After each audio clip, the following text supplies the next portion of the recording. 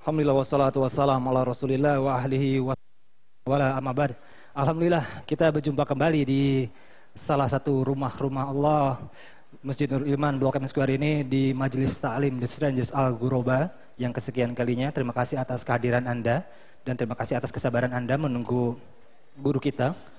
Dan sebelum kita akan memulai muhadarah kita bersama guru kita Al-Ustaz Abdullah Zain MA Hafizahullah Ta'ala, insya Allah kita akan membahas satu tema yang kita sudah tahu, pintu surga di rumahmu.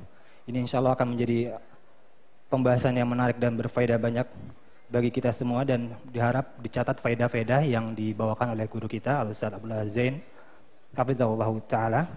Dan kita bersyukur kepada Allah Subhanahu Wa Ta'ala kita ditakdirkan untuk berkumpul di masjid ini. Di sebagian orang di waktu weekend ini disibukkan dengan dunianya, dan kita alhamdulillah ditetapkan oleh Allah untuk menyibukkan diri menuntut ilmu syar'i. Alhamdulillah. Baik, sebelum kita mulai, Ustadz izinkan kita memberikan kuis terlebih dahulu. Baik, ini ada beberapa buku, ada kuis sedikit yang mungkin mudah, sangat mudah sekali. Bagi teman-teman ataupun saudara-saudara yang ada di sini yang datang bersama ibunya, mohon tunjuk tangan. Bersama ibunya, bapak bersama ibunya, masya Allah. Bapak ada buku untuk bersama ibunya, bukan istrinya. Istri nggak boleh dipanggil ibu loh, Pak. Antum mas bersama ibunya, masya Allah, barakallahu fiik.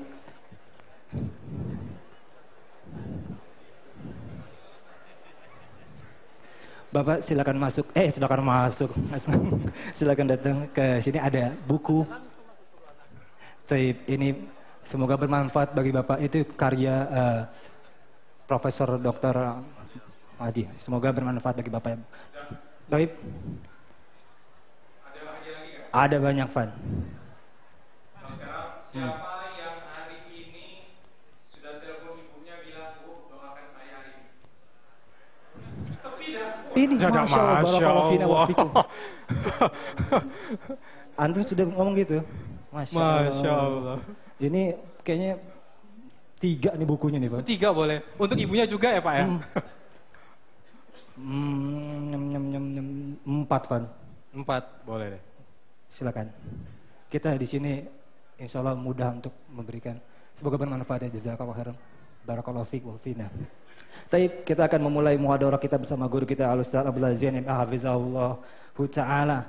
Dan Ustaz, insya Allah kita akan membahas pintu surga di rumahmu, Ustaz. Ini untuk pintu surga di rumahmu. Ini sangat menarik sekali, Ustaz. Sebelum kita masuk pembahasan surga, rumah, ada yang ingin kita bahas, ini pintunya, Ustaz. Untuk pintu surga ini sebenarnya pintu surga itu jumlahnya ada berapa, Ustaz? Bismillahirrahmanirrahim. Alhamdulillahirabbil alamin. Wassalatu wassalamu ala nabiyyina Muhammadin wa ala alihi wa sahbihi ajma'in. Amma ba'd. Jamaah sekalian yang kami hormati, para hadirin hadirat sekalian yang semoga senantiasa dirahmati oleh Allah Azza wa Jalla. Berbicara tentang pintu surga, dalam sebuah hadis yang sahih, Nabi kita sallallahu alaihi wasallam menjelaskan bahwa pintu surga itu jumlahnya ada 8. Yakin? Dalam hadis riwayat Bukhari dan Muslim, Nabi kita sallallahu alaihi wasallam bersabda, "Man qala asyhadu an la ilaha illallah wahdahu la syarika lah wa anna Muhammadan abduhu wa rasuluh." Barang siapa yang bersaksi tidak ada yang berhak disembah kecuali hanya Allah, dan bersaksi bahwa Muhammad sallallahu alaihi wasallam adalah nabi dan hamba Allah. Ini yang pertama, barang siapa yang bersaksi 2 kalimat syahadat, wa anna Isa Abdullahi wa ibnu amatihi wa kalimatuhu alqaha ila Maryam wa ruhum minhu. Yang kedua, kata Nabi SAW, barang siapa yang bersaksi bahwa Isa adalah merupakan hamba Allah dan putra dari hamba Allah juga. Berarti meyakini bahwa Nabi Isa adalah manusia, anaknya hamba Allah, bukan anaknya Allah. Dan ruh Nabi Isa berasal dari Allah Azza wa Jalla. Ini yang kedua. Wa annal jannata haqqan, dan dia bersaksi bahwa surga itu hak. Hak itu artinya benar dan ada. Hak itu artinya benar dan ada. Yang keempat, wa annan nara haqqun, dan bahwasannya neraka juga hak. Maksudnya ada dan benar, maksudnya benar adanya. Barang siapa yang melakukan 4 hal ini, kata Nabi SAW, adkhalahu Allahu min ayyi abwabil jannati tsamaniyati sya', maka Allah akan memasukkan dia ke salah satu di antara 8 pintu surga yang dikehendaki oleh Allah Subhanahu wa taala. Nah, Ustaz. Jadi dari sini kita mengetahui bahwa pintu surga itu ada berapa? 8 hadis riwayat Bukhari dan Muslim. Nah, Ustaz, disebutkan tadi 8 pintu surga. Apakah ada nama-namanya, Ustaz, untuk 8 pintu surga itu? 8 pintu surga itu, kata para ulama kita, ada nama-namanya. Nah. Hanya saja di antara nama-nama itu ada yang dalilnya jelas, gamblang, menyebutkan pintu, namanya pintu surga anu A, B, C. Ada nama-nama yang merupakan hasil kesimpulan dari para ulama manakala mereka membaca dalil. Di antara nama-nama yang gamblang, jelas disebutkan dalam hadis Nabi SAW, di antaranya ada 4. Ada berapa? Ada 4. Ada yang tahu? Ini nggak pakai hadiah ya? Pakai juga nggak apa-apa, Ustaz. Pakai nggak apa-apa. Silakan, Ustaz. 4 coba. 1.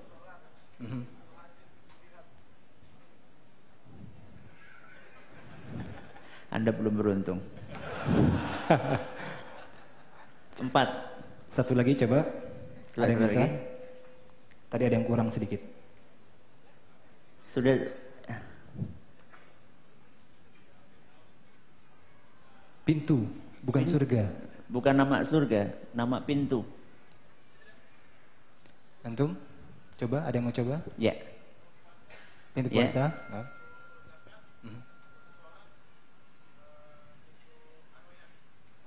Aroyan puasa, saudaraku. Baik, lanjut, Ustaz. Ya, Anda Skip bacain ya. hadiahnya. Ada 4 pintu ya yang jelas-jelas disebutkan oleh Nabi SAW namanya. Yang pertama pintu salat. Pintu apa? Salat. Yang kedua pintu jihad. Pintu jihad. Yang ketiga pintu sedekah. Yang keempat pintu royan. Royan ini untuk orang yang rajin puasa. Ini yang jelas-jelas disebutkan. Saya bacakan hadisnya.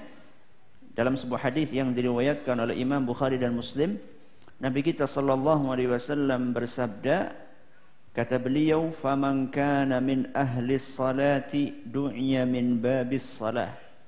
Barang siapa yang rajin salat, maka dia akan dipanggil lewat pintu salat.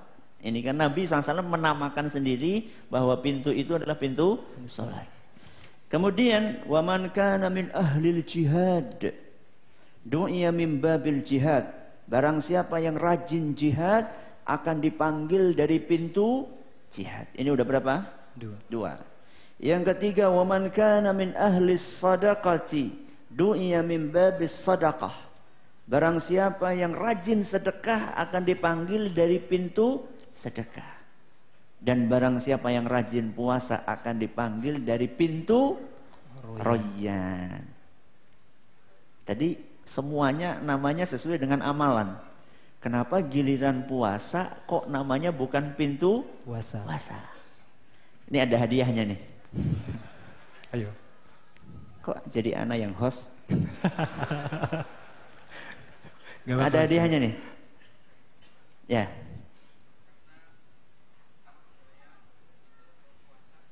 Kalau ada orang sedekah sembunyi-sembunyi gimana? Tayyib. Bagus, usahanya udah bagus. Belum. Pas. Disimpan dulu hadiahnya lagi, Ustaz. Disimpan lagi. Kenapa namanya royan? Royan artinya apa royan? Loh, antum sering dengar kata royan, artinya apa royan? Royan itu kebalikannya haus. Royan itu kebalikannya haus. Apa kebalikannya haus? Enggak haus. Ya enggak? Jadi Allah Subhanahu wa taala ingin membalas, mengganjar orang-orang yang rajin puasa ketika di dunianya. Kan di dunia dia kan haus. Karena apa? Puasa. Masa di akhirat suruh haus lagi? Masuk lewat pintu namanya pintu puasa. Di akhirat nggak ada puasa. Ya. Makanya diganjar dengan sesuatu yang kebalikannya. Dia diberi pintu namanya royan. Jadi nanti di surga udah nggak ada puasa lagi. Di sana tinggal menikmati jamuan yang ada. Itu beberapa nama dan masih ada beberapa nama yang lainnya yang berkaitan dengan pintu-pintu surga. Ya. Baik, Ustadz. Kita mungkin lebih menyesuaikan ke tema, Ustadz. Ya. Untuk pintu yang tadi disebutkan, Ustadz, pintu royan, pintu jihad dan sholat. Dan ini kita judulnya pintu surga di rumah. Apa maksud dari pintu surga di rumah, Ustadz? Ya. Tentunya nggak ada ya nama pintu surga, pintu rumah tuh nggak ada. Jadi 8 itu nggak ada namanya pintu rumah itu nggak ada. Cuman maksud saya ngasih judul seperti ini adalah pintu surga di rumahmu. Maksudnya adalah ternyata di dalam rumah kita itu ada amalan yang kalau kita usahakan senantiasa kita jaga, itu akan mengantarkan kita kemana? Ke surga. Dan subhanallah, pintu yang ada di rumah ini yang mengantarkan kita ke surga malah sering kita abaikan. Ini kan ajib. Ya. Ada orang mencari surga jauh-jauh kemana-mana, padahal di rumahnya ada. Apa itu? Mari kita dengarkan kisah seorang ulama yang bernama Iyas bin Muawiyah. Siapa namanya? Iyas bin Muawiyah. Pada suatu hari Iyas bin Muawiyah kehilangan ibunya, meninggal dunia ibunya. Dan wajar yang namanya orang meninggal, keluarganya pasti akan merasa sedih. Akan tetapi Iyas ini, nangisnya ini mungkin kalau orang menganggap kurang wajar, ya, terlalu lama nangisnya. Akhirnya ditanya salah seorang temannya, "Ma yubkika?" Apa yang bikin kamu menangis begitu lama? Kata Iyas, "Kana li babani maftuhani minal jannah fa ughliqa ahaduhuma." Kata Iyas, kemarin saya masih punya 2 pintu surga di rumahku. Hari ini 1 pintu udah ditutup. Maksudnya apa? Orang tua. Jadi maksud dari pintu surga di rumahmu adalah berbakti kepada orang tua. Ini yang kadang-kadang tidak kita sadari. Banyak di antara kita masih lengkap itu pintu 2. Tapi juga tidak sedikit di antara kita yang pintunya tinggal 1. Dan ada di antara kita yang pintunya sudah nggak ada dua-duanya. Ustaz, itu ada hadisnya nggak itu Ustaz? Itu kan perkataan salaf, perkataan ulama. Ada hadisnya. Dalam sebuah hadis yang diriwayatkan oleh Imam At-Tirmidzi, dan hadis ini dinyatakan sahih oleh beliau, kata Nabi SAW, "Al-walidu awsatu abwabil jannah." Kata Nabi SAW, orang tua adalah merupakan pintu surga yang paling tengah. Kata Nabi SAW, orang tua adalah merupakan pintu surga yang paling tengah. Fa in syi'ta fa'adhi' dzalikal bab aw ihfadhu. Kalau kamu mau, sia-siakanlah itu pintu, atau kalau kamu mau, jagalah pintu tersebut. Wallahu alam, apakah kita termasuk orang yang menyia-nyiakan pintu itu, atau justru kita berusaha memanfaatkan pintu itu sebaik-baiknya? Saya yakin masing-masing dari kita semuanya pengen masuk surga, iya enggak? Semuanya pengen. Akan tetapi kadang-kadang jalan yang kita cari jauh-jauh ke sana-sana, padahal di rumah kita ada pintu surga. Amat disayangkan, tidak sedikit di antara kaum muslimin ketika disuruh ngapa-ngapain sama orang tuanya, dia merasa berat. Suruh bawain belanjaan, suruh ngantar ke pasar, terutama yang masih muda-muda ini, kadang-kadang disuruh ngantar ke pasar bawa kresek, malu gitu kan. Akhirnya dengan terpaksa pergi ke pasar bawa ransel. Sayur dimasukin kemana? Mending masih mau ke pasar daripada nggak mau. Ya. Kalau misalnya dia sadar bahwasannya ini adalah pintu ke surga, jadi saya mijetin orang tua, ini akan mengantarkan saya ke surga. Saya nyuciin bajunya orang tua, nyuciin piringnya orang tua, ini akan mengantarkan saya ke surga. Nggak tahu antum ini masih dicuciin nggak sama orang tua? Yang udah nikah ya enggak, yang belum nikah masih dicuciin enggak? Masih? Keterlaluan. Terlalu. Nah. Kalau misalnya sudah segede, ya sudah kuliah masih dicuciin sama orang tuanya, terlalu. Ya. Kenapa? Justru kita yang seharusnya mencuciin bajunya orang tua. Nggak usah tinggal masukin ke mesin, justru tinggal masukin ke mesin cuci, ngapain nyuruh orang tua? Sudah tahu tinggal masukin ke mesin cuci, kenapa nggak ente sendiri yang cuci? Ngapain nyuruh orang tua? Kalau misalnya kita menghadirkan perasaan bahwa ini jalan kita ke surga, akan terasa ringan. Anda nyuciin orang tua, baju orang tua, ini untuk mengantarkan saya ke surga. Makanya para ulama dahulu, diantaranya Imam Muhammad Ibnu Munkadir, seorang ulama besar, dia pernah cerita, pada suatu malam, semalam suntuk saya mijetin ibu saya.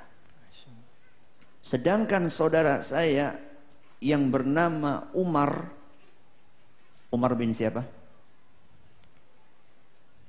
Umar bin Munkadir, jelas. Kan tadi saya sebut Muhammad bin Munkadir. Saudaranya namanya Umar bin Munkadir. Masa kayak gitu butuh mikir? Ya enggak? Kan gampang banget pertanyaan, makanya enggak pakai hadiah pertanyaan. Diceritakan kata Muhammad bin Munkadir, ya, pernah semalam suntuk saya mijeti ibu saya. Semalam suntuk. Sedangkan saudara saya, siapa tadi namanya? Umar, sholat malam semalam suntuk. Yang satunya mijetin ibunya semalam suntuk, yang satunya sholat malam semalam. Apa kata Muhammad? Saya enggak minder sama amalannya si Umar. Dan saya juga enggak merasa bahwa amalan yang saya lakukan itu lebih rendah dibandingkan amalannya si Umar. Itulah fikihnya, pemahaman para ulama kita yang sangat dalam. Bahwa ini akan mengantarkan ke surga. Bukan cuma sholat malam aja yang mengantarkan kita ke surga. Nabi SAW pernah ditanya, an aktsari ma yudkhilun nasal jannah. Nabi SAW pernah ditanya tentang amalan apakah yang paling banyak memasukkan orang ke surga. Apa kata Nabi SAW? Taqwallahi wa husnul khuluq. Yang paling banyak memasukkan orang ke surga adalah takwa kepada Allah dan akhlak yang mulia. Si Umar ini mengambil takwanya, si Muhammad ini ngambil akhlak yang baiknya. Hadis riwayat At-Tirmidzi. Wallahu a'lam. Baik, Ustaz, tadi disebutkan banyak dalil-dalil dari para ulama, Ustaz. Mungkin bisa disebutkan ayat-ayat untuk birrul walidain atau berbakti kepada orang tua ini, Ustaz. Iya. Ayat di dalam Al-Quran tentang birrul walidain itu banyak sekali. Ya. Hanya saja kita hari ini mungkin akan mengambil 1 atau 2 ayat saja yang sering kita dengar, akan tetapi amat disayangkan banyak di antara kita ini baca tapi Lewat. sekedar baca. Kalaupun paham terjemahannya, tidak mendalam, sehingga akibatnya juga kurang mempraktekkan. Ayat yang akan kita baca hari ini adalah Allah sebutkan dalam surat Al-Isra. Surat Al-Isra ayat 23 sampai 24. Ayat berapa? 23 sampai 24. Al-Isra ayat 23 sampai 24. Saya akan bacakan ayatnya dari awal sampai akhir. Setelah itu kita akan potong-potong, kita akan jelaskan. Dan ini agak panjang. Firman Allah Subhanahu wa taala, "Wa qada rabbuka alla ta'budu illa iyyahu wa bil walidaini ihsana." Yang artinya Allah Subhanahu wa taala mewajibkan atas kalian untuk hanya beribadah kepada Allah. Wabil walidaini ihsana, dan hendaklah kalian berbuat baik kepada orang tua. Imma yablughanna 'indakal kibara ahaduhuma aw kilahuma. Seandainya salah satu atau kedua orang tua kalian telah lanjut usia dan mereka berada di bawah pengawasanmu, engkau rawat, fala taqul lahuma uff. Janganlah engkau mengucapkan wala tanharhuma, dan janganlah engkau membentak keduanya, wa qul lahuma qawlan karima, dan berbicaralah kepada beliau berdua dengan kata-kata yang sopan. Kemudian ayat yang 24 Allah mengatakan, wakhfid lahuma janahadz-dzulli minar rahmah. Rendahkanlah diri kalian di hadapan orang tua kalian karena kasih sayang kalian. Kemudian kata Allah, wa qur rabbirhamhuma kama rabbayani saghira. Dan ucapkanlah rabbirhamhuma, ya Allah sayangilah kedua orang tuaku, kama rabbayani saghira, sebagaimana keduanya telah mendidik aku ketika aku masih kecil. Kita akan baca satu persatu ayat ini. Ayat ini berisikan 2 hak yang sangat besar. Yang pertama adalah haknya Allah. Itu difirmankan di dalam wa qadha rabbuka alla ta'budu illa iyyah. Allah Subhanahu wa taala mewajibkan kalian untuk hanya beribadah kepada Allah. Dan ini yang biasa diistilahkan dengan tauhid. Ini hak asasinya Allah. Selama ini orang hanya bicara masalah hak asasi manusia. Akan tetapi lupa tentang hak asasinya Allah.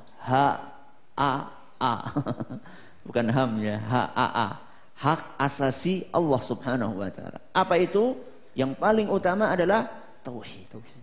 Setelah Allah Subhanahu wa taala menyebutkan hak yang paling agung, Allah Azza wa Jalla menyebutkan hak yang kedua. Yang ini merupakan hak yang sangat besar. Wabil walidaini ihsana. Yang artinya hendaklah engkau berbuat baik kepada orang tuamu. Di sini Allah menggunakan kata ihsan, berbuat baik. Segala macam bentuk, entah itu ucapan, entah itu perbuatan, kita diperintahkan untuk berbuat baik kepada orang tua. Entah itu bentuknya ucapan atau bentuknya perbuatan. Entah itu yang sifatnya fisik maupun yang sifatnya finansial. Yang fisik itu contohnya kayak bantu orang tua berkebun, ya, bantu orang tua berkebun, bantu orang tua nyuci, bantu orang tua ngepel, bantu orang tua nyapu, ya. Bersih-bersih lah, intinya bersih-bersih rumah. Siapa yang hari ini bersihin rumah? Mungkin Yang belum nikah, belakang, mana yang belum nikah? Yang belum nikah mana? banyak. Siapa yang hari ini nyapu? Kalau akhwat mungkin banyak Ustaz ya. Enggak, anak tanyanya ikhwan, akhwat nggak mungkin masa suruh ngeliatin tangannya. Nah, siapa yang hari ini nyapu? 1, 2, 3, 4, 5, 6, 7, 8. Ini berapa jumlah yang hadir di sini? Berapa persen berarti ini yang nyapu? Nyapu. Biasanya yang nyapu siapa? Ibu kan ya? Pembantu sekarang kemungkinan. Pembantu, malah pembantu, Masya Allah. Jadi kita berbuat baik sama orang tua, sifatnya fisik. Termasuk ketika orang tua punya hobi, yang hobi itu adalah sesuatu yang sifatnya mubah, boleh. Contohnya kayak ada sebagian orang tua sukanya hobinya masak. Ustadz, masa laki-laki bantu masak? Kok nggak level banget sih? Nggak apa-apa. Minimal antum bawain apa kek. Ya. Kalau misalnya sukanya marut-marut, antum yang tukang parutnya. Sukanya goreng-goreng kerupuk, antum yang makannya. Biasanya kayak gitu tuh penyakitnya tuh. Iya, Ustaz. Sini capek-capek goreng, sudah satu ini tuh habis ini mana? Bantu yang sesuanya fisik. Ya. Orang tua suka berkebun, ya, nanam tanaman, bantu. Ini yang sifatnya fisik. Ada juga yang sifatnya finansial. Ya. Ada yang sifatnya finansial.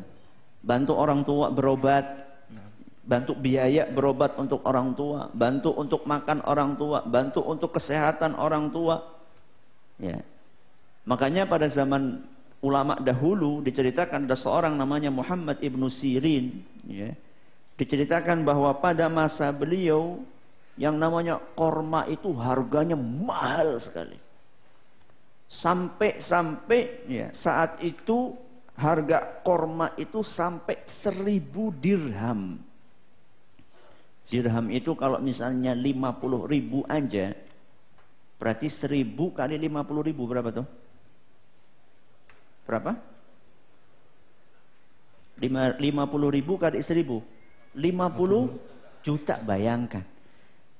Beli korma harganya 50 juta. Korma apa itu Ustaz? Pokoknya korma. Ya. Emang saat itu harganya sedang mahal. Akan tetapi Muhammad bin Sirin, dia dengar ibunya pengen korma. Nak, ibu pengen korma. Dibeliin sama Muhammad bin Sirin. 50 juta dia keluarin untuk beliin orang tuanya. Apa kata teman-temannya? Ente ya Allah ngapain beli korma semahal itu? Kan bisa besok-besok nunggu kalau lagi turun. Murah harganya. Kata Muhammad bin Sirin, apapun yang diminta oleh orang tua saya, selama saya mampu untuk saya penuhi, saya akan penuhi. Jangankan 1000 dirham. Mungkin kalau misalnya ada yang sampai 10.000 dirham pun akan saya keluarkan. Apapun yang diminta oleh orang tua saya, kalau saya mampu, saya akan penuhi. Ini loh contoh. Ya. Akan tetapi kita dapatkan di zaman kita ini, ada sebagian anak keterlaluan dengan orang tuanya. Saya pernah ditanya di suatu pengajian, Ustadz, saya punya kakak atau punya adik, nagih utang sama orang tuanya sampai orang tuanya sakit. Anak bilang, anak kalau nggak ada yang nanya, nggak percaya ada manusia hidup kayak gitu di dunia ini. Jadi dia cerita tentang saudaranya, yang saudaranya itu orang tuanya punya utang sama saudaranya, ditagih terus sampai orang tuanya sakit kepikiran belum ngelunasin utang sama anaknya sendiri. Allahu Akbar. Kayaknya orang ini belum dengar hadis Nabi SAW yang diriwayatkan oleh Imam Ahmad. Dan hadis ini dinyatakan hasan di ghairihi oleh Al-Arnaut. Diceritakan dari Amr ibnu Shu'aib, dari bapaknya, dari kakeknya, anna rajulan atan nabiyya sallallahu alaihi wasallam yukhasimu abahu. Pada suatu hari ada seorang datang kepada Rasul SAW melaporkan bapaknya. Seorang anak datang kepada Nabi ngelaporin bapaknya. Faqala ya Rasulullah inna hadha qad ijtaha mali. Wahai Rasul, bapakku ini sudah bikin saya bangkrut. Astagfirullah. Bapakku ini sudah menghabiskan hartaku. Apa kata Nabi sallallahu alaihi wasallam? Anta wa maluka li abika. Ketahuilah bahwa kamu dan hartamu semuanya milik bapak kamu. Bukan hanya hartamu, apa? Ente itu, tubuh ente itu milik bapak ente. Masa hitung-hitungan sama orang tua? Ini kan keterlaluan. Orang tua, alhamdulillah, besok anak mau minta mobil nih.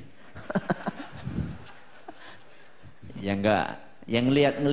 Ya. Jadi tergantung kebutuhannya. Jadi jangan mentang-mentang, maaf nih ya, orang tua, maaf nih, anak juga udah jadi orang tua. Nah, jangan mentang-mentang. Ya. Akan tetapi ketika itu kaitannya dengan kebutuhan yang sifatnya primer untuk makan, untuk berobat, maka nggak usah hitung-hitung. Selama kita masih mampu, maka kita keluarkan dan Allah Subhanahu wa taala akan ganti dengan ganjaran yang jauh lebih besar.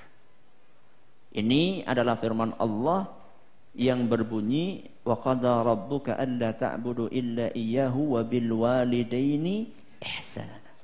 Kelanjutannya kata Allah, firman Allah, imma yablughanna 'indakal kibara ahaduhuma aw kilahuma.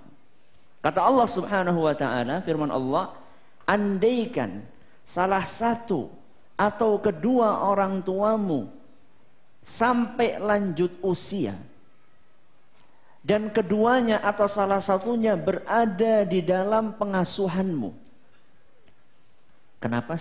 Kenapa dipilih lanjut usia coba? Kenapa Allah menyebutkan lanjut usia? Kenapa kira-kira? Sudah apa?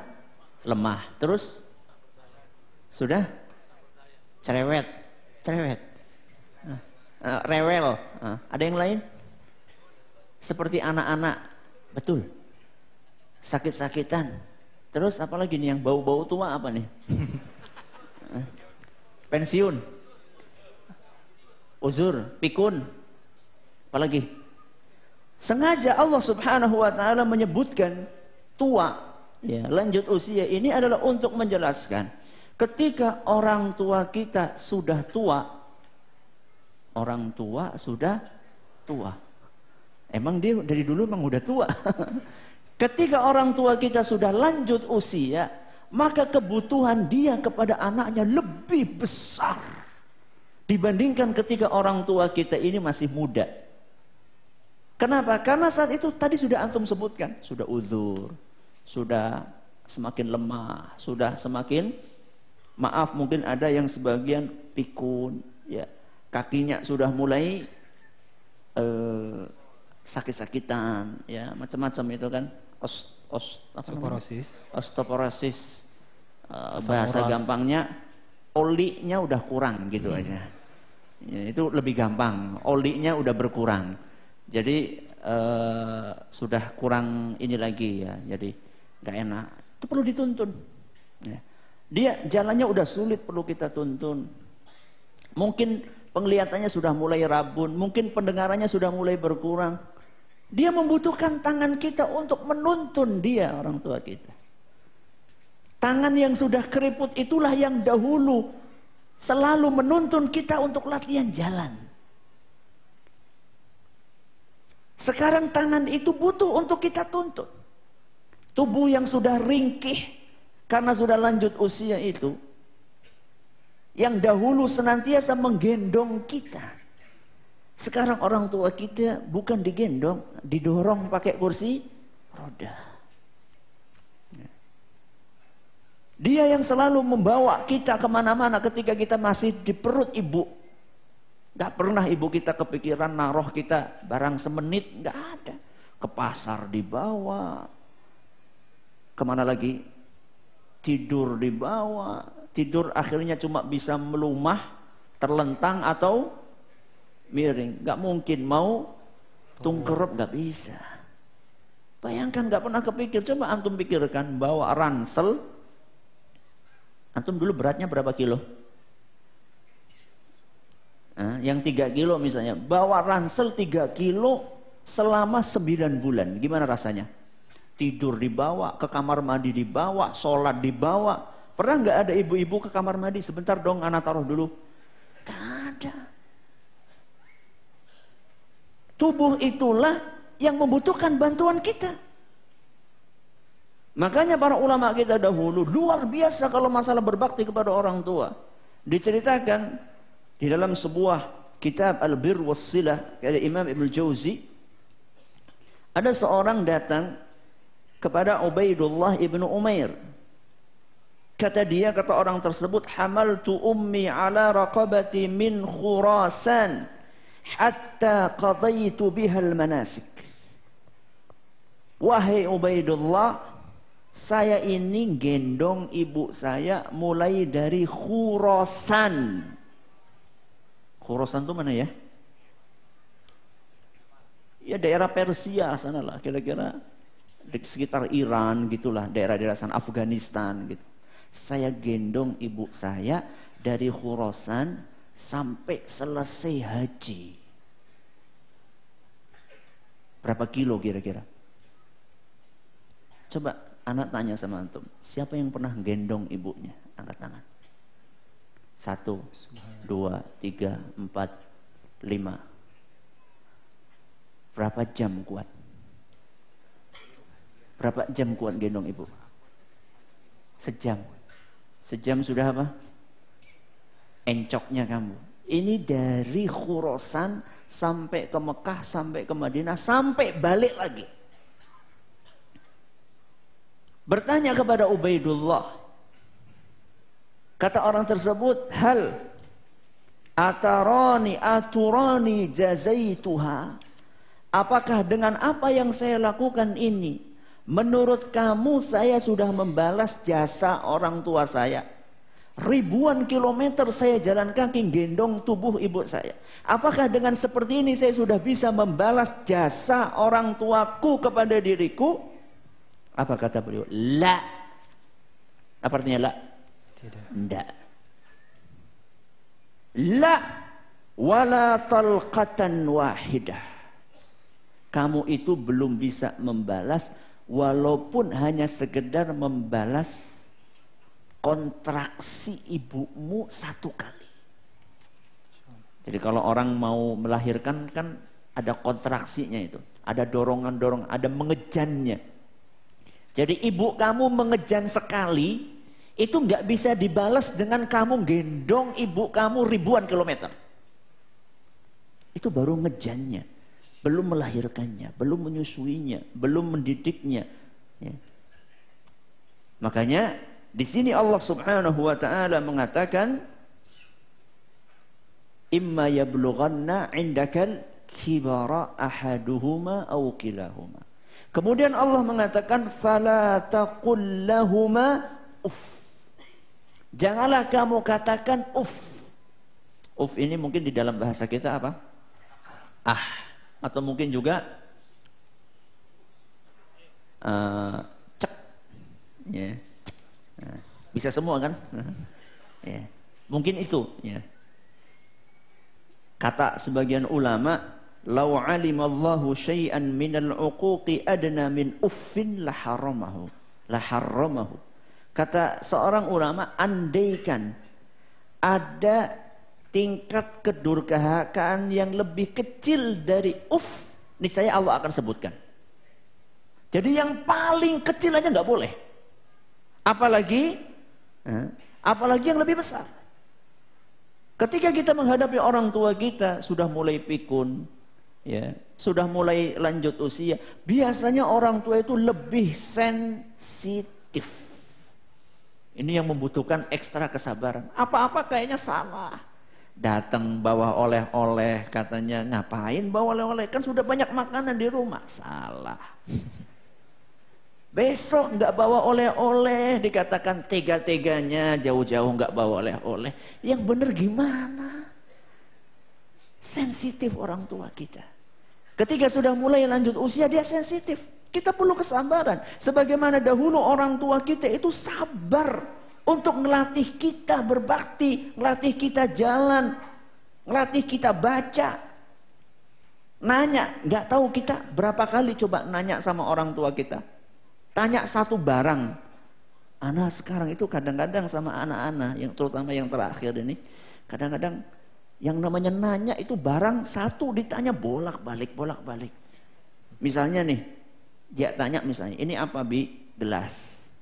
Besoknya nanya lagi, ini apa nih? Gelas. Besoknya nanya lagi, gelas. Kadang-kadang mau jengkel juga, terus anak pikir-pikir, kayaknya nyontoh anak tuh dulu.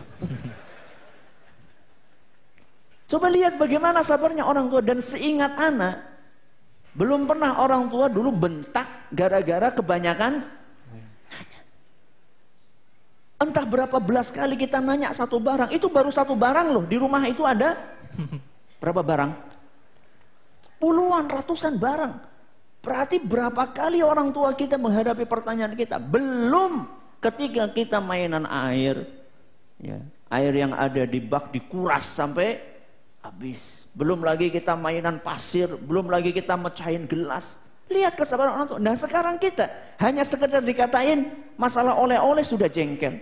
Bapak maunya apa sih? Dibawain oleh-oleh kayak gini, nggak dibawain kayak gini. Maunya apa sih? Subhanallah. Ya. La taqul lahuma uff. Cek aja nggak boleh sama orang tua. Ya. Makanya perhatikan baik-baik. Ya. Kadang-kadang kita menghadapi orang tua sakit, misalnya orang tua sakit, kita tawarin, ayo Pak, kita berobat. Nggak usah lah. Besoknya tawar lagi, ayo Pak berobat, nggak usah lah. Ketika sudah parah baru, nak tolong dong bawain berobat. Perasaannya gimana coba? Di dalam hati kita ngomong apa? Kemarin nggak mau, sekarang minta. Cuman kalau bisa itu jangan diucapkan. Jangan diucapkan. Khawatirnya nanti orang tua kita akan tersinggung. Khawatirnya nanti orang tua kita akan tersinggung. Yang dibutuhkan sama orang tua kita sekarang adalah belayan tangan kita, kasih sayang kita. Saya pernah diceritakan, ada seorang khatib Jumat, saya hadir di sebuah khutbah di suatu masjid, ya dekat Purbalingga gitu. Dia cerita, khatibnya cerita, saya barusan menjenguk orang tua. Bukan orang tua dia, menjenguk tetangga, bapak dan ibu. Yang dua-duanya sama-sama stroke. Ketika saya jenguk, bapak dan ibu itu sama-sama menangis. Terus kata khatib itu, saya tanya, kenapa menangis? Saya ini menyesal. Loh, menyesal apa? Saya pernah mendoakan anak saya, cuman doa saya salah. Emang doa bapak apa? Dahulu ketika saya masih muda, saya doakan seluruh anak kita jadi orang. Emang sekarang bukan orang. Maksudnya jadi orang yang sukses gitu, secara dunia. Dan sekarang seluruh anak saya lupa jumlahnya, 5 apa 6, semuanya sukses. Satu di Kalimantan, satu di Sumatera, satu di mana, semuanya gajinya gede-gede. Dan semuanya berlomba-lomba untuk mengirimkan uang buat saya. Rumah sakit paling mahal siap. Babysitter, kalau untuk bukan babysitter ya apa? Suster. Suster yang mau cari yang kayak apa, bisa dibayar. Makanan yang enak bisa. Semuanya berlomba-lomba untuk ngirim duit, tapi bukan itu yang saya minta. Yang saya minta adalah bagaimana anak-anak saya mau untuk menyuapi.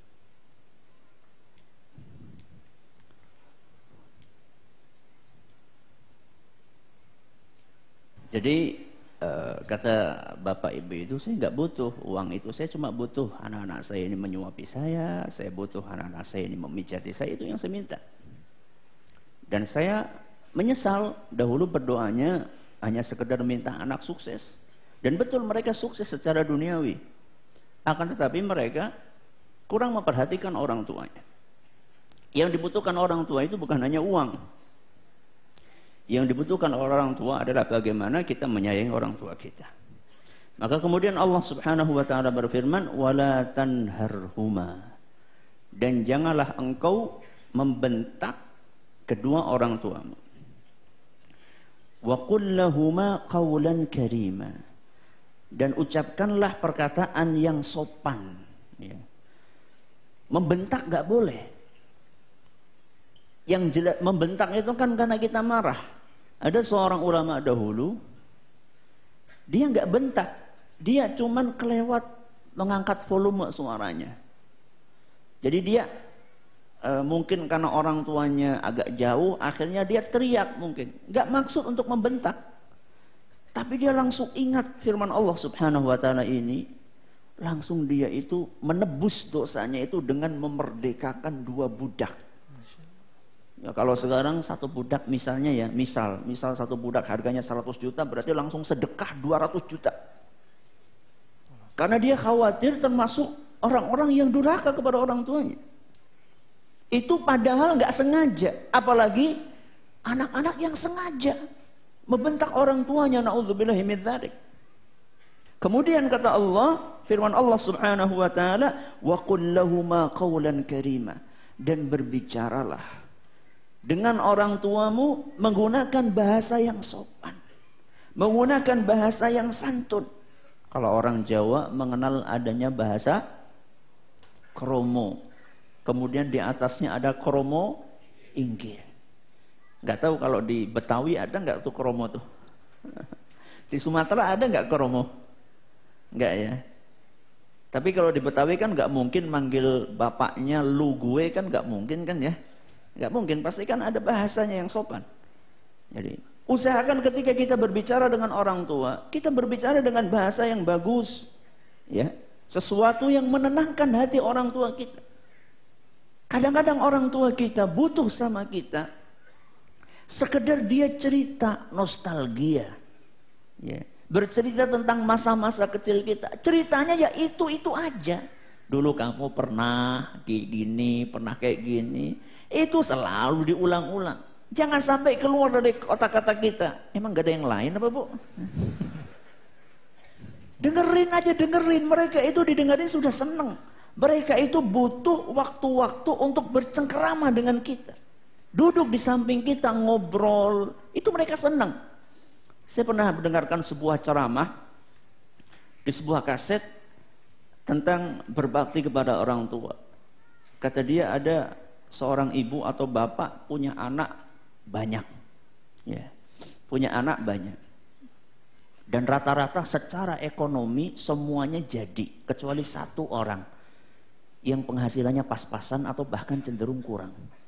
Dan alhamdulillah semua anaknya ini berbakti kepada orang tuanya. Semuanya berbakti kepada orang tuanya, berusaha untuk memberikan apa yang mereka berikan kepada orang tuanya. Mobil disiapkan, rumah disiapkan, pembantu siapkan, makanan, semuanya, pengobatan. It's okay semuanya. Dan mereka juga rajin untuk mendatangi orang tuanya. Cuman anehnya, di antara sekian anak, yang paling dicintai, yang paling tidak mampu. Padahal dia paling jarang untuk ngasih karena memang untuk kehidupan sendirinya saja sudah susah. Tapi yang paling disayang, ada apa-apa curhatnya sama anak yang kurang mampu itu. Ketika ditanya kenapa? Itu kan saudara-saudara dia setiap hari ngirim ini, setiap bulan gak pernah telat. Kenapa ente suka yang itu? Anak saya yang satu itu paling sabar kalau suruh ngobrol sama saya. Jadi kalau ngobrol sama orang tua, kalau orang tua belum selesai dia nggak mau berdiri, dia tunggu terus cerita. Dia dengerin orang tuanya cerita, ya kayak gitu tuh, ceritanya cerita jadul gitu, cerita zaman dulu gitu kan, diulang-ulang terus. Tapi terus dia masya Allah respon. Dan dia anak ini selalu update, bukan update status ya. Dia selalu update berita tentang keluarga. Ya, orang tua itu suka, oh gimana si Fulan? Oh Fulan udah nikah. Oh gimana si fulan? Oh fulan udah punya anak. Anaknya apa? Laki-laki perempuan. Gimana anaknya sudah di mana? Itu update. Semuanya diupdate. Setiap ketemu sama orang tua, oh si fulan sudah lahir. Si fulan meninggal dunia. Sehingga orang tua itu seneng sekali. Bandingkan dengan sebagian dari kita. Kapan coba kita meluangkan waktu untuk ngobrol sama orang tua kita? Banyak di antara kita ngobrol sama orang tua. Sudah jarang, masih pula disambi Facebookan atau BB-an atau apalah WA-an atau apalah terserah. Coba, pernah nggak antum ngobrol sama orang tua sambil pegang HP? Sering. Bukan pernah, sering. Coba anak tanya sama antum, berani nggak antum ngobrol sama presiden sambil BB-an? Berani nggak? Nggak berani. Masuk istana langsung, bukan di silent, langsung dimatiin. Kenapa sama orang tua berani?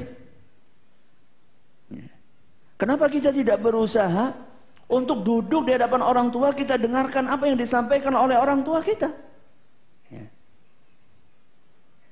Dan yang lebih parah lagi, ada sebagian dari kita jauh dari orang tuanya karena faktor pekerjaan dan yang lain-lainnya. Sudah jauh, gak pernah nelfon sama orang tuanya. SMS gak pernah nelfon, apalagi ngirim surat. Wah, gak zaman lagi ngirim surat. Padahal, ya, kita punya uang untuk telepon, kita punya uang untuk SMS, kita punya uang untuk ngirim surat. Akan tetapi banyak di antara kita yang malas. Bahkan pernah ada seorang anak yang durhaka, diceritakan, ditegur sama orang tuanya, kamu kok ya nggak pernah datang ke sini sih nak? Ya minimal kamu gantiin jasa air susu saya aja lah. Jadi saya kan sudah menyusui kamu selama 2 tahun. Itu saja deh, tolong kamu bales. Apa kata anaknya? Mau saya kirim susu berapa kontainer bu? Kata dia. Na'udzubillah min dzalik. Jadi untuk bayar susu 2 tahun itu mau saya kirim susu berapa kontainer bu? Kata dia. Na'udzubillah min dzalik. Ini orang-orang yang hatinya sudah keras. Semoga kita dihindarkan dari golongan yang seperti itu. Amin.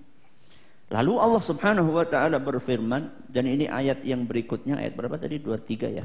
24. Ya, sekarang 23, sekarang 24. Ayat yang 24 Allah mengatakan, "Wakhfid lahuma janahadzulli minar rahmah." Ini juga menarik sekali. Wakhfid lahuma janahadzulli minar rahmah. Firman Allah Subhanahu wa taala, rendahkanlah diri kalian di hadapan orang tua. Ini etika yang sering kita lupakan. Rendahkanlah diri kalian di hadapan orang tua. Alias kalau sudah berhadapan dengan orang tua, posisikan kita lebih rendah dibandingkan mereka. Mungkin di antara kita banyak yang sudah sukses. Ada yang jadi bos di perusahaan. Mungkin juga ada yang jadi jenderal, ya. Mungkin juga ada di antara kita yang sudah jadi tokoh agama, kiai besar, ya, yang punya pengikut begitu banyak. Ada juga mungkin di antara kita yang jadi dosen, profesor, doktor, yang dihormati oleh seluruh sivitas akademi tempat dia ngajar. Kalau sudah masuk rumah ketemu sama orang tua, embel-embel itu semuanya copot. Kita ini kalau sudah berada di hadapan orang tua, kita rendah. Makanya ada seorang ulama, saya lupa namanya, ulama besar di zaman salaf. Dia punya ibu yang maaf agak kurang sehat. Agak kurang sehat akalnya. Suatu hari ulama itu lagi ngisi pengajian. Kayak gini misalnya ngisi pengajian. Tahu-tahu dari jendela dibuka, ibunya manggil-manggil. Le. Orang Jawa le. Kalau orang Betawi apa? Tong. Apanya? Tong. Bayangkan, Ustadz, kiai lagi ngisi pengajian dipanggil tong. Apa kata dia? Labbaik ya ummah. Saya siap untuk memenuhi panggilanku wahai ibunda. Langsung dia tutup itu apa? Majelisnya, bukunya dia tutup. Dengan tergopoh-gopoh dia mendatangi ibunya. Ada apa bu? Itu ayam-ayam di rumah belum dikasih makan katanya. Bayangkan, dipanggil dari jendela, kirain ada masalah penting kan, adiknya kecemplung sumur itu kan mungkin kan panggil-panggil. Suruh ngasih makan apa? Ayam. Suruh ngasih makan ayam. Oh iya, siap. Langsung dia gandeng ibunya, rumah kasih makan ayam. Setelah itu dia balik ke situ, buka kitab lagi. Dia tanya sama, tahu nggak kenapa saya tutup kitab ini? Karena ada yang tanya mungkin kan, ini lagi pengajian kok masa ditutup, cuma suruh ngasih makan ayam aja. Kata ulama tersebut, saya berbakti kepada orang tua saya hukumnya fardu ain. Fardu ain. Sedangkan saya ngajar kalian ini hukumnya fardu kifayah.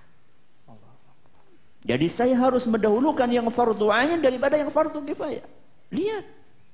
Begitulah para ulama kita mencontohkan, merendahkan diri depan orang tua. Enggak ada embel-embel ulama, enggak ada embel-embel kiai kalau sudah di hadapan orang tua kita. Gak ada embel-embel pejabat, gak ada embel-embel jenderal. Jenderal itu sudah lepas itu semua kalau sudah di hadapan orang tua. Walaupun orang tua kita itu mungkin hanya tamatan SD, sedangkan kita sudah S apa? S teler.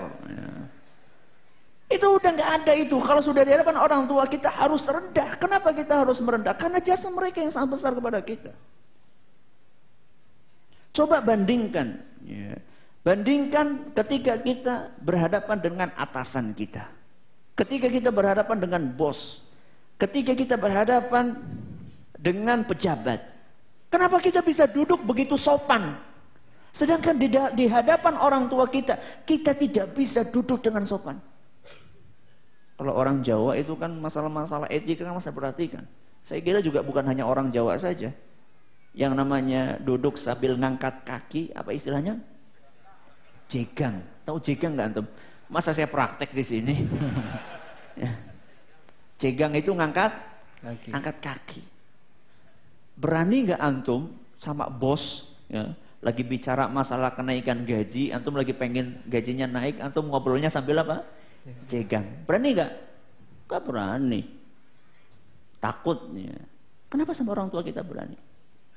Emang jasanya orang tua dibandingkan jasa bos itu lebih besar jasanya bos dibandingkan orang tua kita. Kalau bukan karena Allah Subhanahu wa taala, kemudian adanya kedua orang tua kita, nggak mungkin kita ada di muka bumi, nggak mungkin. Cukup itu sebagai bentuk jasa orang tua kita kepada kita. Wakhfid lahuma janahadzulli minar rahmah. Minar rahmah karena dorongan kasih sayang. Di sini kita diingatkan tentang niat. Ente niatnya apa? Merendahkan diri di hadapan orang tua ente niatnya apa? Ada sebagian orang Masya Allah, kalau ada maunya baru sama orang tua. Ya, munduk-munduk, apa munduk-munduk? Munduk-munduk, nunduk-nunduk sama orang tua. Ada maunya. Ya, pengen tanah yang sono dijual gitu kan. Ada maunya dia. Kalau sudah kejual, udah lupa itu. Atau kalau anak kecil nunduk-nunduk sama orang tua karena takut nggak dikasih uang jajan, sangu. Enggak. Minar rahmah, karena kasih sayang, ikhlas, tulus.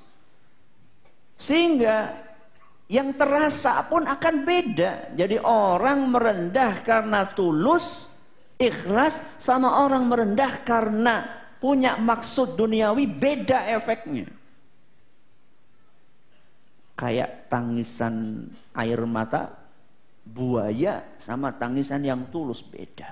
Ya. Ini wakhfid lahuma janahadzulli minar rahmah. Yang terakhir wa qur rabbir hamhuma kama rabbayani saghira. Ya Allah, kasihanlilah kedua orang tua kami sebagaimana keduanya merawat kami ketika masih kecil. Ini akan kita undur nanti masalah doa. Ya.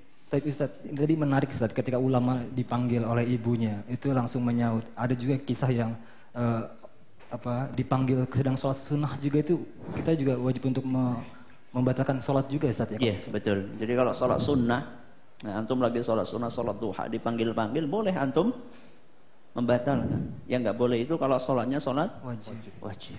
Baik, Iya, Ustaz. betul. Untuk menambahkan kita lebih bersemangat untuk birrul walidain, Ustaz. Ada untuk tambahan untuk apa? Dalil-dalil dari Rasulullah SAW, Ustaz.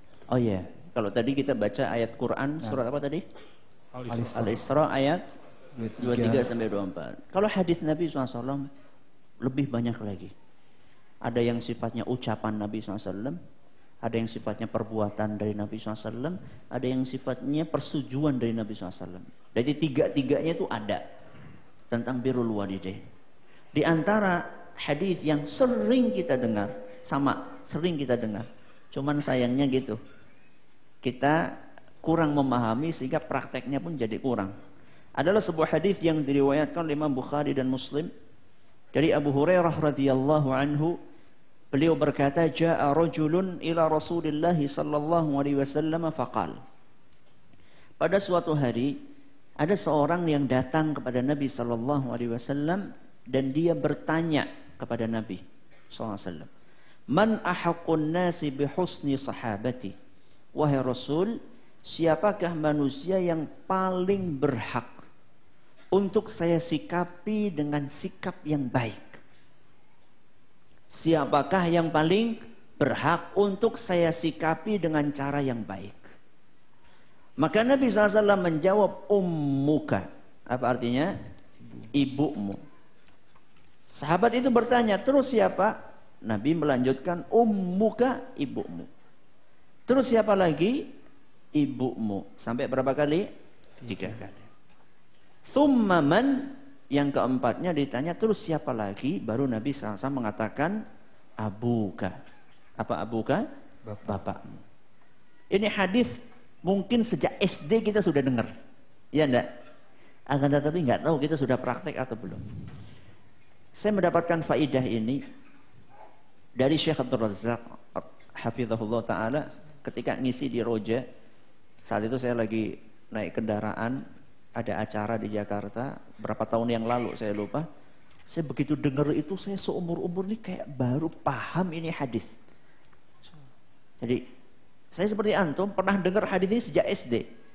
Jadi anak baru paham hadis ini, sedikit paham hadis ini baru sekitar 2, 3, 4 tahun yang lalu. Kata beliau, ya, kata Syekh, apa maksud dari man ahaqqun nasi bihusni sahabati? Apa maksud dari pertanyaan sahabat ini? Siapakah wahai Nabi orang yang paling berhak untuk disikapi dengan cara yang baik? Perhatikan kata-kata siapakah yang paling berhak. Ini yang beliau tekankan di situ.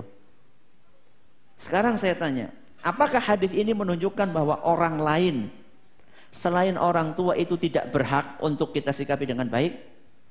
Apakah hadis ini menunjukkan seperti itu? Tidak. Jawabannya tidak.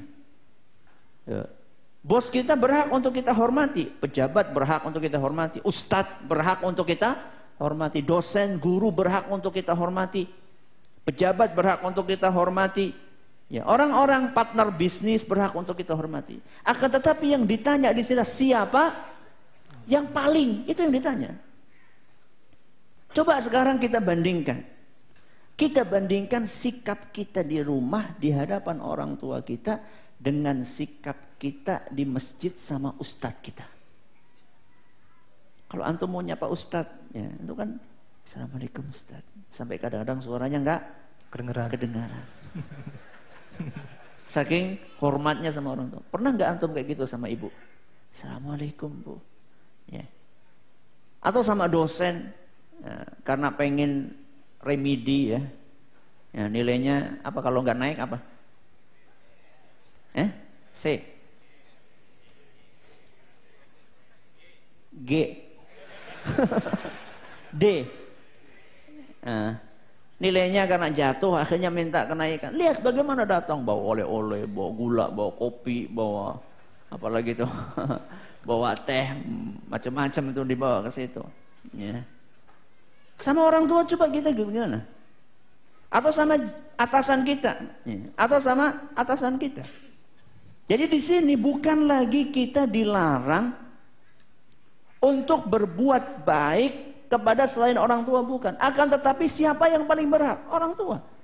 Kalau misalnya Anda bisa bertutur kata sopan dengan partner bisnis Anda, bisa lembut ngomongnya, bisa tertata, bisa diatur. Saya yakin orang-orang yang suka melakukan MOU ya dengan rekan bisnis, ya, yang suka bikin MOU sama rekan bisnis kan itu kan diatur itu. Kalau mau ngomong itu kan di konsep. Bahkan kalau perlu nyewa seorang konseptor. Coba kita kalau ngomong sama orang tua di konsep enggak? Banyak di antara kita asal jeplak. Sak metune, kata orang Jawa sak metune, sekeluarnya saja. Kenapa kita nggak berpikir? Subhanallah. Nabi SAW ditanya siapa yang paling berhak. Jadi yang paling berhak untuk kita sikapi dengan lembut, dengan sopan adalah orang tua kita. Ibu kita, baru bapak kita. Ini hadis riwayat Bukhari dan Muslim. Akan tetapi prakteknya subhanallah kita dapatkan jauh. Makanya saking para ulama kita memahami hadis ini dengan baik, ada seorang ulama namanya Zainal Abidin rahimahullah. Ulama ini berbakti sekali sama orang tuanya, akan tetapi gak pernah makan bareng satu nampan sama orang tuanya. Padahal kan biasanya kan kalau orang-orang Arab itu sukanya makan bareng-bareng satu nampan. Nabi SAW juga mengajarkan seperti itu. Jadi makan bareng gitu kan.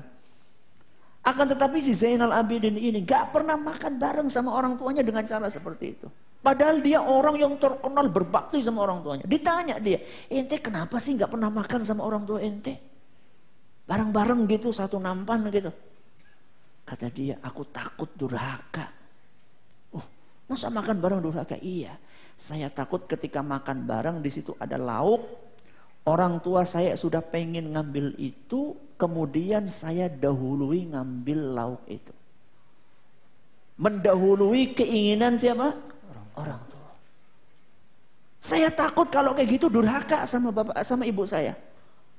Nah kita kadang-kadang orang tua beli makanan banyak habis semuanya. Seharusnya kalau kita punya apa kayak ya, punya misalnya beli bebek misalnya. Bebek bagian yang paling enak apanya? Bruto. Apa? B, apa tuh B? Nggak tahu nih paha atau sayap, nggak tahu lah. Ya.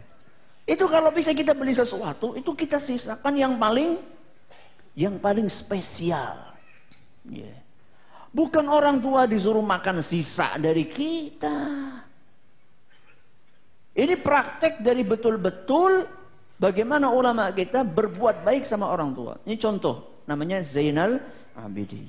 Ada ulama yang lain namanya Ibnul Hasan At-Tamimi. Ibnul Hasan At-Tamimi rumahnya itu masih tanah gitu loh, masih tanah. Suatu hari di rumahnya itu dia nemu kalajengking. Nemu apa? Kalajengking. Akhirnya dikejar itu kalajengking, mau dipukul. Begitu sudah mau kena pukul kalajengking, di situ ada lubang. Buruan itu kalajengking masuk dulu ke lubang. Waduh, masuk ke lubang. Jangan-jangan kalajengking ini dendam nanti. Akhirnya dia khawatir, jangan-jangan nanti kalajengking ini keluar lagi. Apa yang dia lakukan? Dia masukkan tangannya kemana? Ke lubang. Dia cari itu kalajengking sampai digigit sama kalajengking. Yang penting dia sudah bisa pegang, dia bunuh itu kalajengking. Ditanya sama orang, ente kenapa segitunya memasukkan tangan ke lubang untuk nyari kalajengking sampai kamu digigit? Kan bahaya. Iya, kalau saya nggak kayak gitu nanti kalajengking yang keluar gigit ibu saya gimana? Mendingan tangan saya yang digigit daripada ibu saya yang digigit. Itu loh contoh bagaimana para ulama kita itu sangat berbakti kepada orang tua kita. Kadang-kadang ada di antara kita menggandeng ibunya saja merasa malu. Karena mungkin dianya ini gagah, ya, tubuhnya atletis, ibunya krempeng, pendek, ya, bungkuk, malu boy. Bu, jangan deket-deket deh, agak belakang sono. Ya. Digandeng ya sama orang tua. Kalau misalnya ada panas gitu kita bawain payungnya. Jangan sampai kita payungan sendiri Bu, kita kehujanan kayak gini. Naik kendaraan dipapas, suruh naik. Ketika turun berusaha untuk kita maksimalkan berbakti kita pada orang tua kita. Kalau anda na'udzubillahi min dzalik, celaka. Makanya Nabi SAW dalam sebuah hadis yang diriwayatkan oleh Imam Muslim, kata Nabi SAW, raghima anf, thumma raghima anf, thumma raghima anf. Celaka, celaka, celaka. Berapa kali Nabi SAW? 3 kali. Celaka, celaka, celaka. Qila man ya Rasulullah. Wahai Rasul, siapa itu orang? Kasihan banget didoain celaka 3 kali. Kata Nabi SAW, man adraka abawaihi indal kibari ahadahuma aw kilayhima falam yadkhulil jannah. Celaka, celaka, celaka orang yang menjumpai salah satu atau kedua orang tuanya dalam keadaan lanjut usia, kemudian peluang itu tidak bisa memasukkan dia ke surga. Sampai dikasih kesempatan ketemu sama orang tua sampai lanjut usia, kok nggak bisa ini dimanfaatkan untuk masuk surga? Nabi SAW mengatakan celaka, celaka, celaka. Maka habis ini pulang, yang masih punya orang tua, ya, yang masih punya orang tua, yang sudah lanjut usia, dan selama ini kita sia-siakan, peluk orang tua kita, minta maaf. Mulai detik ini kita akan berbuat baik sama orang tua kita. Ya. Kalau nggak celaka, Nabi SAW mengatakan celaka, nggak menyebutkan celaka di dunia atau akhirat, berarti di dunia dan di akhirat. Bisa jadi kegagalan usaha kita, kegagalan bisnis kita adalah karena kita nggak berbakti sama orang tua kita. Itu baru di dunia, belum nanti di akhirat. Naudzubillahi min dzalik. Makanya uququl walidain, durhaka kepada orang tua adalah merupakan salah satu dosa terbesar. Dan sekuat apapun kita berbakti sama orang tua kita, tidak akan bisa menyamai perbuatan baik orang tua kita sama kita. Mungkin antum akan katakan, alhamdulillah Ustaz, orang tua anak sekarang sudah lanjut usia, sakit-sakitan, cuma tidur di kasur saja, alhamdulillah setiap hari anak gantiin popok, anak mandiin, hebat, alhamdulillah. Akan tetapi berbeda kondisinya.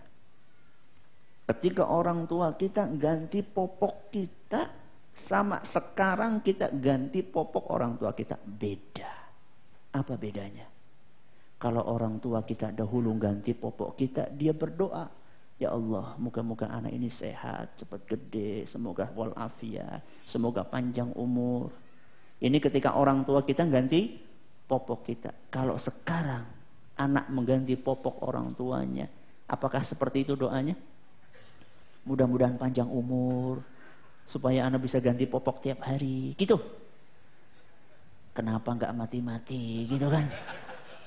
Beda, ya. Jadi jangan dipikir kita sudah ganti popok sekali sudah bisa menandingi jasa orang tua kita. Oh, enggak. Ya.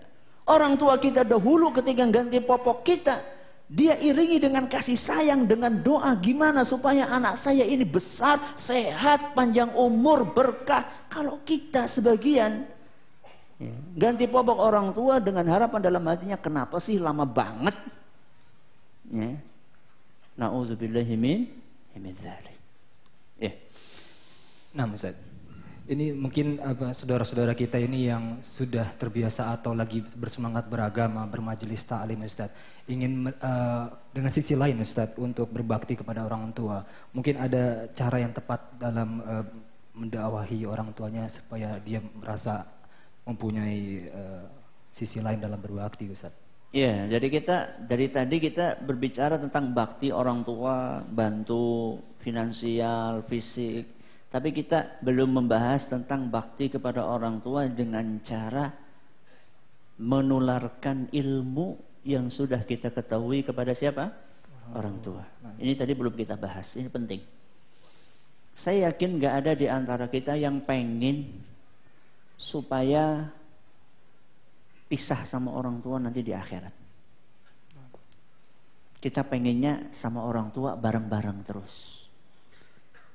Nggak ada di antara kita yang punya cita-cita di akhirat pisah, satunya di surga, satunya di neraka, nggak ada. Saya nggak bisa bayangkan ya di dunia makan bareng satu meja, bercengkerama bareng, piknik bareng, tahu-tahu nanti di akhirat satunya di neraka, satunya di surga. Nauzubillah min dzalik. Kita pengennya bareng-bareng terus.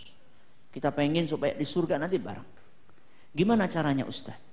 Supaya nanti kita bisa beserta dengan orang tua kita surga.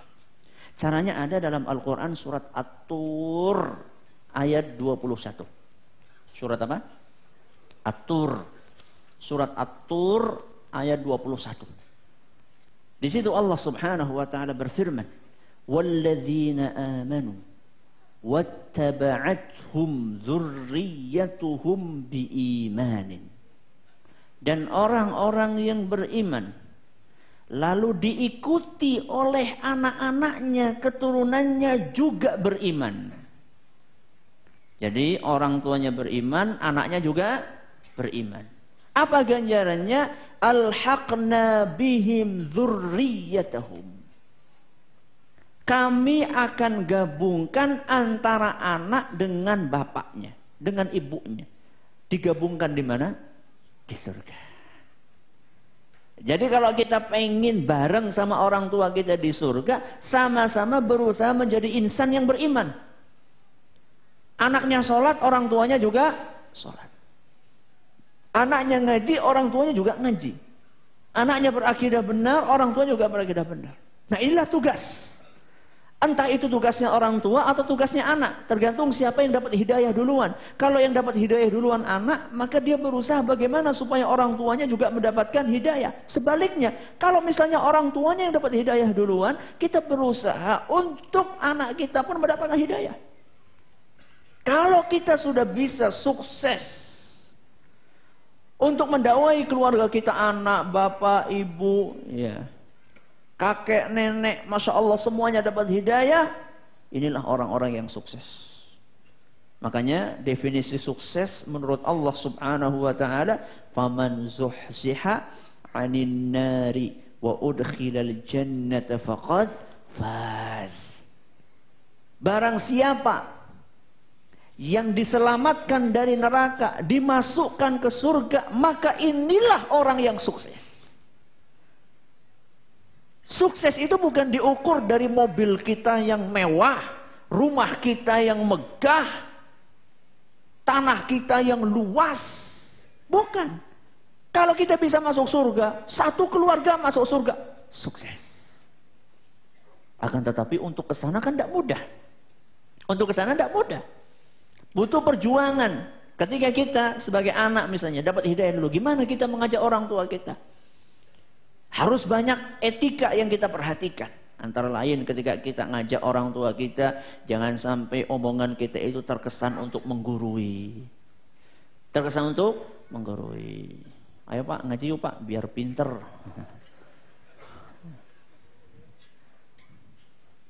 Kemudian ketika nyetel radio, nih dengerin biar tahu. Emang antum ini lagi ngajari anak TK apa? Etika. Ini salah satu hal yang amat disayangkan. Mulai pudar. Bahkan mungkin mulai hilang dari sebagian orang-orang yang sudah ngaji. Tapi etikanya mana? Sama orang tua jangan menggurui. Kita mengucapkan kata-kata yang baik. Ya, kalau misalnya nyetel radio misalnya ya. Ini memanfaatkan media. Jadi selain kita tidak menggurui, berusaha untuk memanfaatkan media. Ya kalau memang kita belum bisa ngomong sama orang tua kita langsung, kita setel radio dan gak usah kita katakan, ini dengerin, gak usah. Kita setel aja ya radio tersebut. Seakan-akan kita dengerin, ya cuman suaranya agak dibesarin dikit. Siapa tahu nanti ada 1-2 yang masuk ke telinga orang tua kita. Jadi kita harus pintar-pintar memanfaatkan nikmat teknologi yang ada di hadapan kita. Ada radio, ada televisi dakwah, ada majalah. Jadi antum taruh buku di atas meja, ya. Biarin nanti orang tua yang buka sendiri. Ustaz kan udah taruh sampai berdebu nggak dibaca-baca, enggak apa-apa. Besok taruh lagi 2. Ya. Wah itu nanti dipindahin. Minimal ketika mindahin orang tua ngelihat.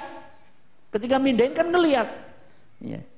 Nggak apa-apa nggak dibaca. Dia lihat dulu judulnya daripada nggak ngelihat sama sekali. Nah, lihatin, oh dia lihat, nggak baca, taruh. Nanti besok taruh lagi di situ. Sampai akhirnya orang tua akan mendapatkan hidayah. Jadi masalah tidak menggurui, manfaatkan media, terus juga tonjolkan sisi perilaku kita. Jadi semakin ngaji, semakin baik perilakunya. Itu yang harus kita tonjolkan. Sehingga orang tua kita akan berkata kepada anak kita, Masya Allah nak, kamu setelah ngaji, kok kamu tambah baik ya nak ya? Kamu ngaji di mana sih nak? Bapak pengen ikut Itu kan Masya Allah. Jadi jangan sampai orang tua kita menilai kita dari perilaku jelek kita, kemudian orang tua kita mengatakan, kamu ngaji di mana sih? Semakin lama semakin ngaji, kamu tambah apa? Songong ya? Apa songong artinya? Kamu kok tambah nggak jelas kayak gitu, disuruh nyuci baju nggak mau, disuruh nyapu nggak mau. Iya kita kan harus tolabul ilm bu. Masya Allah. Padahal tolabul ilmnya nanti jam 10 ibadat zuhur, jam 7 suruh nyapu, kita kan mau tolabul ilm, nggak ada hubungannya. Jaga sembung, naik ojek, nggak nyambung Jack. Ya. Mau ngaji jam 1 kok, masa jam 7 suruh nyapu nggak mau, nggak ada hubungannya. Ya. Jadi setelah ngaji kita harus menunjukkan perilaku yang baik. Dengan harapan ketika perilaku yang baik itu kita tonjolkan. Dan niatnya betul-betul karena Allah dan berbakti kepada orang tua. Insya Allah pintu-pintu akan terbuka. Dan ketahuilah banyaknya orang tua kita yang mungkin sampai saat ini kita ajak belum mau. Bisa jadi karena cara kita yang gak benar. Bukan karena orang tua kita yang keras kepala, bukan. Maka lebih baik kita introspeksi diri. Ya, ini adalah masalah dakwah kepada orang tua. Nah, Ustaz, itu dakwah kepada orang tua, berbakti kepada orang tua, perilaku kita saat orang tua masih hidup, Ustaz. Yeah. Lalu misalkan orang tua kita qadarullah sudah wafat, Ustaz. Bagaimana cara berbakti kita, Ustaz? Nah, ini.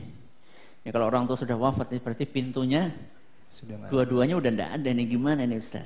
Masih bisa. Masih ada peluang untuk berbakti kepada orang tua. Tidak ada kata terlambat. Nabi SAW pernah ditanya oleh salah seorang sahabat Nabi SAW. Ya Rasulullah, gimana caranya saya berbakti kepada orang tua setelah orang tua saya meninggal? Setelah orang tua saya meninggal, bagaimana saya berbakti? Kata Nabi SAW, apakah bisa? Kata Nabi, na'am, bisa. Bagaimana caranya? As-salatu alaihimah. Yang pertama dengan nyolati ketika beliau sudah wafat, disolati 2 orang.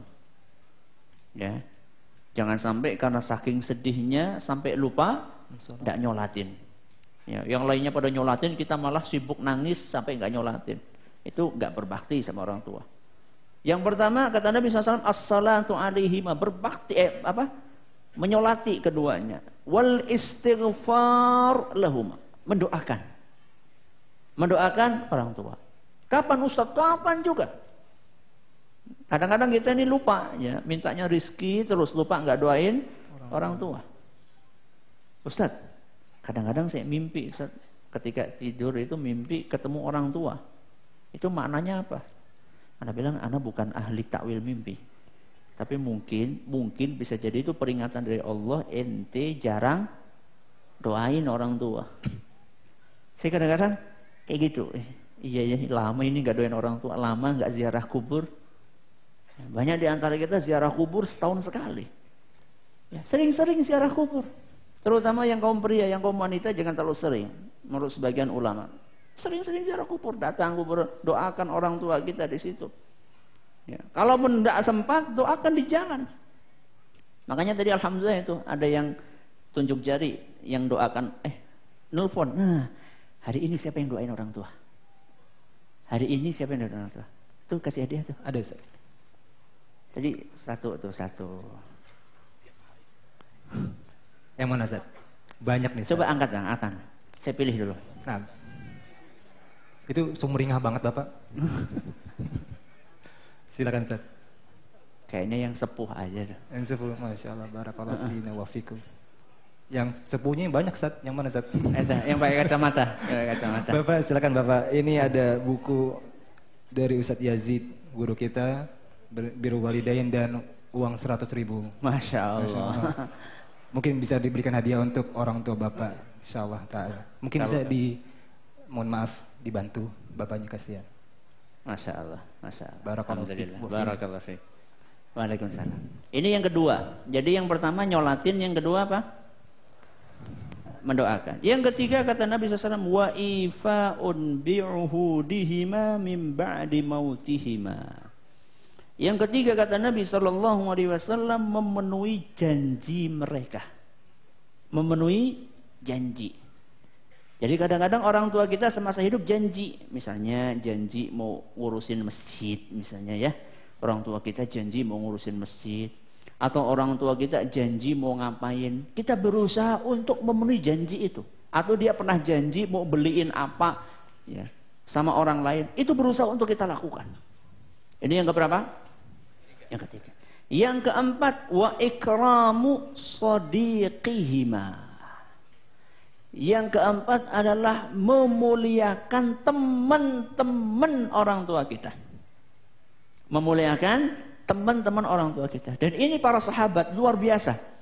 Saya lupa kalau nggak salah Ibnu Umar. Kalau nggak salah Ibnu Umar. Ibnu Umar suatu saat dia sedang naik onta atau naik keledai, saya lupa. Lewat di sampingnya ada seorang Arab Badui. Orang Arab Badui itu kalau sekarang mungkin orang gunung, deso. Ya. Jadi orang desa, orang pesisir, orang kampung gitu kan. Tahu-tahu Ibnu Umar ini langsung turun. Kemudian dia persilahkan, silakan Pak, silakan naik. Habis itu kemudian dia kan nggak pakai sorban itu, orang Arab Badui. Langsung sorbannya dicopot, langsung ditaruh di atas kepalanya biar nggak kepanasan. Diantar. Mau kemana Pak? Mau ke sana. Diantar sama Ibnu Umar. Ibnu Umar lagi bareng sama temannya. Kata temannya, Ibnu Umar, orang Arab Badui itu nggak usah digituin. Dikasih dikit aja udah marem dia. Ya dikasih dikit aja katakanlah diboncengin atau dikasih duit dikit udah marem dia. Enggak. Saya tahu ini adalah teman bapak saya dahulu. Ini temannya Umar. Ini temannya Umar. Makanya saya berusaha untuk menghormati dengan baik. Nah, saya berusaha untuk menghormati dengan baik anak saya ini. Teman bapak saya ini. Makanya perhatian baik-baik. Ya, kita menghormati siapa? Menghormati teman-teman orang tua kita. Teman kerja, ya, teman sekolah. Makanya kadang-kadang saya ini suka diingatkan sama ibu saya, ya. Coba kamu pergi ke sana. Ya, pergi ke sana, pergi ke luar kota. Coba temui di sana ada teman bapak. Bismillah. Kalau ada kesempatan saya sekali pergi ngunjungin ada 4 orang satu kota. Datangi, saya kesini, saya dulu adalah anaknya Pak Anu, saya kesini semata-mata hanya ingin menyambung hubungan karena dulu bapak adalah teman. Senang dia cerita, bapak kamu dulu gini. Itu termasuk bakti kepada orang tua. Minimal ketika teman orang tua kita datangi, minimal dia akan cerita, Masya Allah, semoga Allah merahmati bapak kamu tuh doa kan, jadi kan doa kan. Kalau kita nggak datangi mungkin dia lupa nggak doain. Ketika kita datangi dia ingat sama bapak kita, akhirnya dia doain. Ya. Ini yang keberapa? Yang keempat. Yang kelima kata Nabi SAW, wasilatur rahimi allati la tusalu illa bihima. Yang keempat, yang kelima menyambung silaturahim. Yang tidak bisa terjalin yang terjalin karena sebab keberadaan mereka. Dalam arti saudara-saudara. Kalau tadi kan teman, sekarang saudara-saudara. Pak D, terus Bude, Pak Le, terus Bule. Sampai ini hadis riwayat Ahmad nyatakan sahih oleh Imam Al-Hakim dan juga Az-Zahabi. Saking pentingnya saking pentingnya menyambung silaturahim ini sampai Nabi SAW pernah mengatakan al-khalatu bimanzilatil ummi. Bibi itu, ya, bibi saudara ibu itu kedudukannya seperti ibu. Apa? Bibi, ya, saudaranya ibu kedudukannya kayak ibu. Jadi sekarang kita punya ibu, dia punya kakak, punya adik. Itu setelah ibu kita meninggal, apalagi setelah meninggal, itu sebelumnya juga termasuk. Itu kayak ibu kita. Maka Anda kalau ibu udah meninggal, masih punya adik, bude atau bule, bibi, itu manfaatkan baik-baik. Itu kayak ibu, itu gantinya ibu.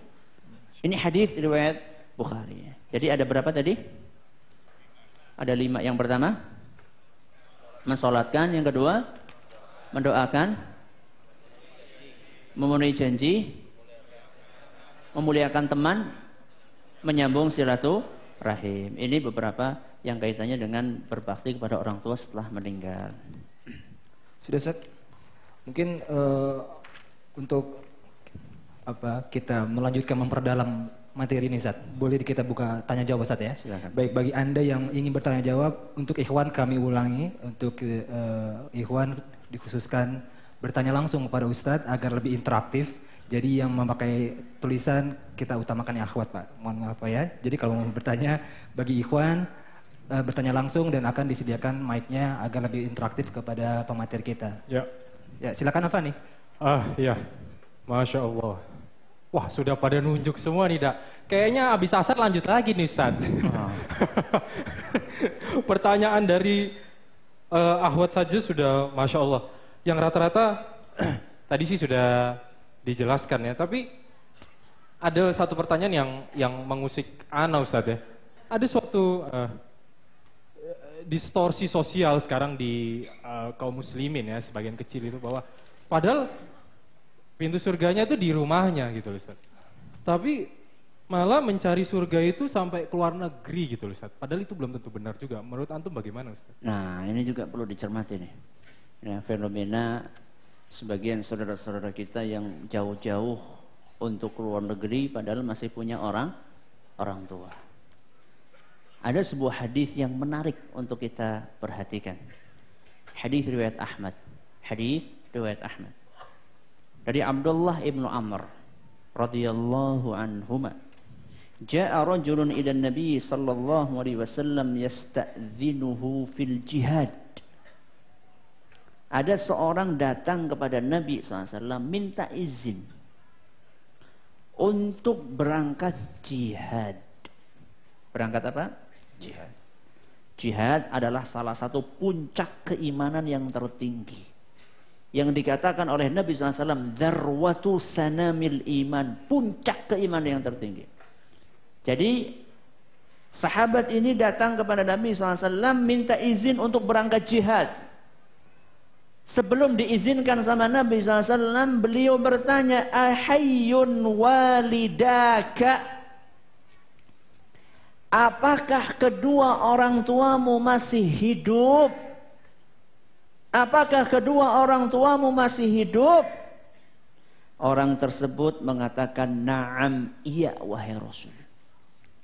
Begitu Nabi SAW mengetahui bahwa orang tua pemuda ini masih hidup, maka beliau sallallahu alaihi wasallam berkata, fa fihima fajahid, berjihadlah dengan merawat kedua orang tuamu.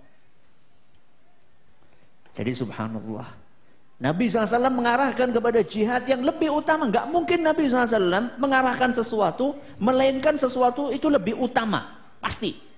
Jadi enggak mungkin Nabi SAW mengarahkan seseorang kepada sesuatu yang kurang utama, enggak. Pasti ini lebih utama. Jadi jihad untuk berbakti kepada orang tua ini lebih didahulukan. Makanya saya merasa kasihan, miris kepada sebagian orang tua yang ditinggalkan sama anaknya sampai nangis-nangis, ya, sampai nangis-nangis ditinggalkan ke sana kemari. Orang tuanya enggak mengizinkan. Kecuali kata para ulama, seandainya jihad itu sifatnya fardu ain, dan itu berdasarkan instruksi seruan dari pemerintah kaum muslimin. Itu lain masalah. Akan tapi sekarang apakah sudah fardu ain? Pertanyaannya kemudian apakah diinstruksikan oleh pemerintah kaum muslimin atau tidak? Itu yang jadi pertanyaan. Makanya jangan sampai kita jauh-jauh mencari pintu surga padahal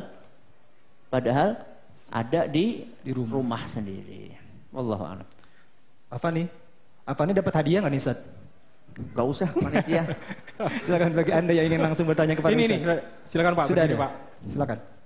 Berdiri Pak. Ya. Sini.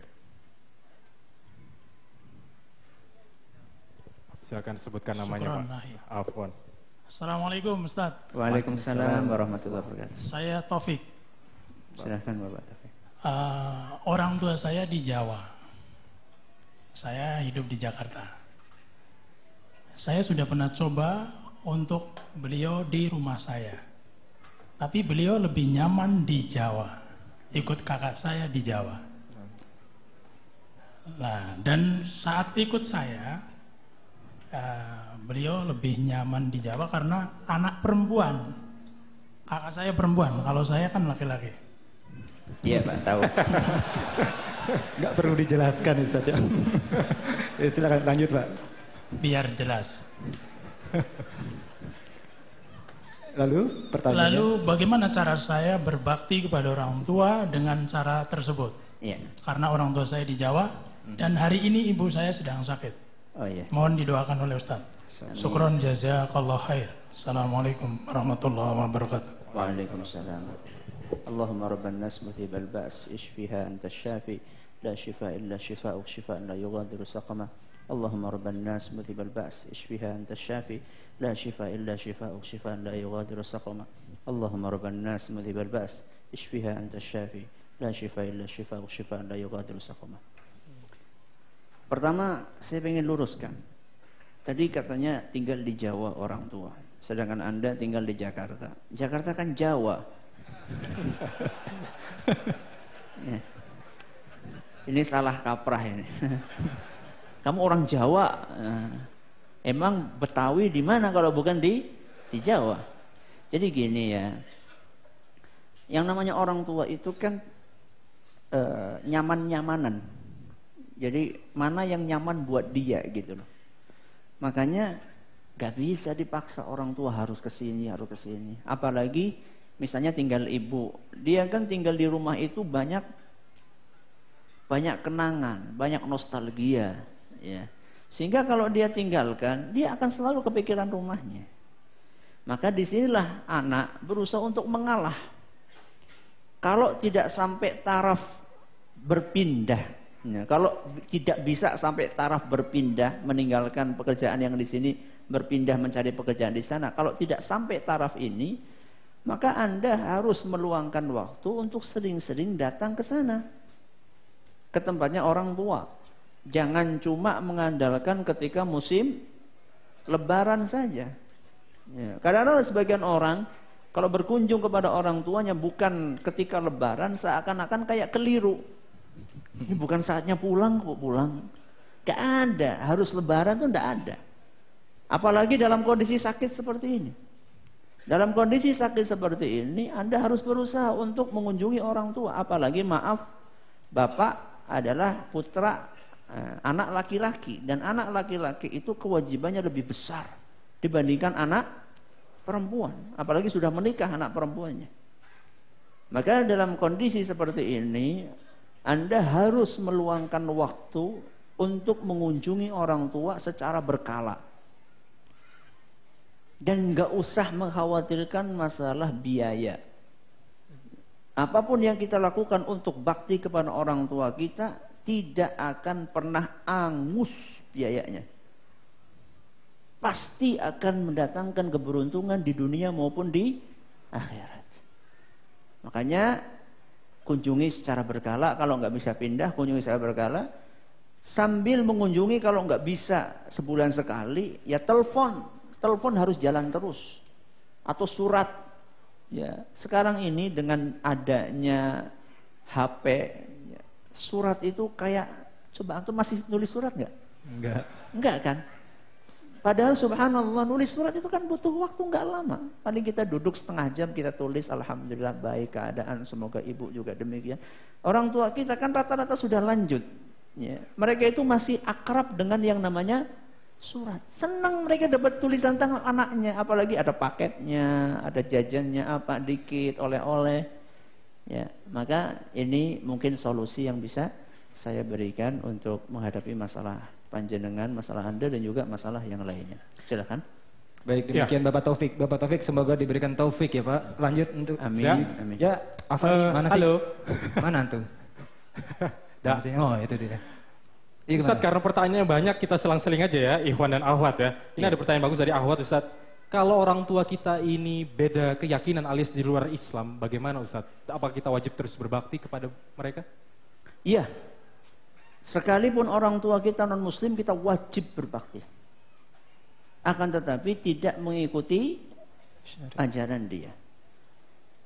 Jadi jangan dipikir ketika orang tua kita itu non-muslim terus kita nggak berbakti. Berbakti. Makanya Allah Subhanahu wa taala ketika melarang kita untuk mentaati kesyirikan orang tua kita, wa in jahadaka, seandainya orang tua kalian memaksa kalian untuk melakukan perbuatan syirik, fala tuti'huma, jangan taati. Terus apa kata Allah? Wasahibhuma fid dunya ma'rufa, dalam perkara duniawi tetaplah berbuat baik sama orang tua kalian. Berarti jangan dipikir orang tua yang nggak beriman itu nggak dibaiki terus.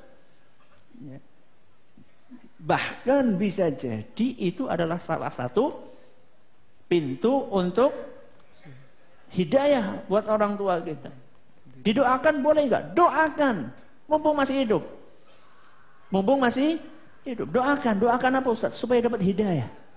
Yang nggak boleh kan mendoakan setelah meninggal supaya diampuni, itu kan yang nggak boleh. Kalau misalnya masih hidup, kemudian didoakan supaya mendapatkan hidayah, itu sangat bagus. Sebagaimana kisah yang dialami oleh Abu Hurairah radhiyallahu anhu. Nah, Kalau apa nih? Ya. Mungkin di salah satu jamaah kita ada yang mempunyai pengalaman seperti itu, yang bapak atau ibunya di luar Islam, mungkin dia berusaha untuk mendoakan. Mungkin ada hadiah? ada mungkin di antara jamaah ada, yang Masya ada. Allah. Berdiri, Mas. Masya Allah. Coba Pak, berdiri Pak. Ini Pak. Ada dua Fani dengan saudara kita yang itu mungkin. Namanya siapa? Assalamualaikum Ustaz. Nama saya Eko. Ayah saya beragama Buddha. Masya Allah. Terus Antum belum Terus Mas bisa dapat hidayah atau gimana? sempat sudah dapat hidayah? Belum Ustaz. Belum. Mungkin ada yang cerita lagi, semoga setelah ini orang tua Anda mendapatkan hidayah. Amin. Insyaallah. Antum yang di belakang itu, apa nih? Sebutkan namanya. Assalamualaikum, nama saya Randy, Ustaz. Assalamualaikum. Orang tua saya dua-duanya agamanya Katolik, kebetulan saya mualaf. Masya Allah. Masya Allah. Semoga segera menyusul insyaallah kedua orang tua Anda. Amin. Baik, untuk Assalamualaikum. kedua saudara kita nanti hadiahnya bisa diambil di depan di pintu panitia. Baik, silakan Afan dibacakan lagi. Silakan Bapak, nanti sebentar. Dan sebelumnya maaf jika pertanyaan-pertanyaan yang masuk ini begitu banyak, jadi kalau tidak sempat semuanya ditanyakan ke Ustadz, kita mohon maaf karena waktunya sudah sempit. Silakan Pak. Assalamualaikum Pak Ustadz. Waalaikumsalam warahmatullahi Saya bersaudara ada 4. Kebetulan ibu saya itu sayang dengan adik saya yang paling kecil. Ya.